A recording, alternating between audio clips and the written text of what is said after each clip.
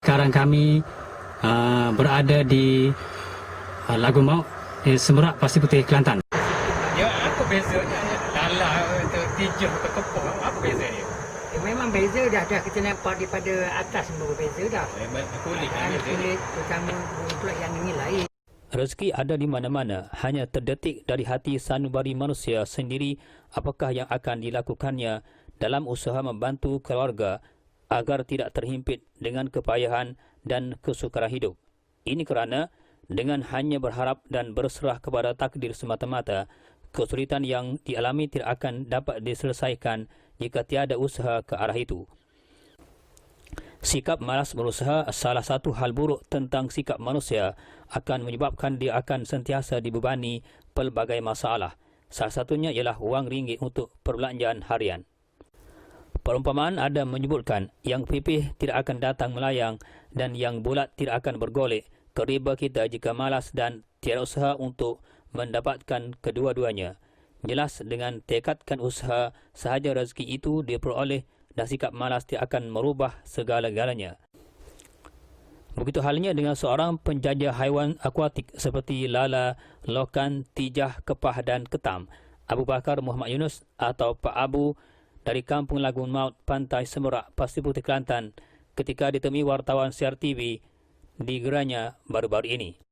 Katanya dia menjajah haiwan akuatik di kawasan Lagun Maut itu sejak jalan atau laluan itu dibina lagi.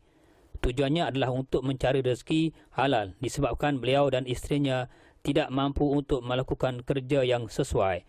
Jadi terpaksalah beliau menjajah pelbagai jenis haiwan dari teping sungai kepada pengunjung yang lalu lalang ke Pantai Semerak itu. Menurut Pak Abu, pada masa dulu dia menjajah pelbagai jenis barangan di merata tempat semata-mata untuk mencari nafkah. Disebabkan kini sudah berusia, dia pun tidak larat untuk menjajah seperti itu. Akhirnya dengan kaedah menjajah sepertinya sekarang, dia tidak lagi perlu menjajah dari satu tempat ke satu tempat yang tentunya memenatkan. Tambah Pak Abu, perolehan penebatannya dalam sehari agak tidak menentu. Kadang-kadang dapat RM30 sehari dan kadang-kadang tidak. Ini bergantung kepada orang yang lalu lalang ke pantai itu. Jika ramai seperti hari cuti, dia dapat lebih. Pak Abu menambah, di antara haiwan akuatik yang dijajahnya di warung yang dibinanya di bahu laluan itu terdiri dari lala, lokan, tijah, kepah dan ketam.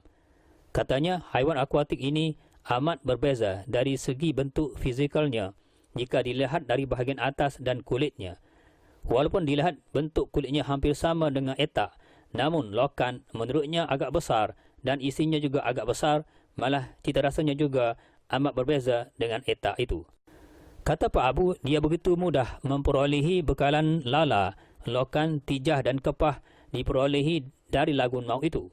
Dia membelinya dari kanak-kanak yang memasuki Lagun Maut itu.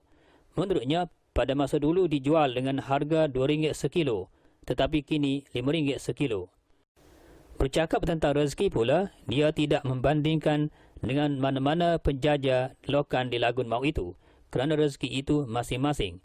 Dia reda dengan pendapatan yang diperolehnya kini. Namun paling penting, dia tidak lagi memenatkan sebagaimana yang pernah dilakukannya pada masa lampau.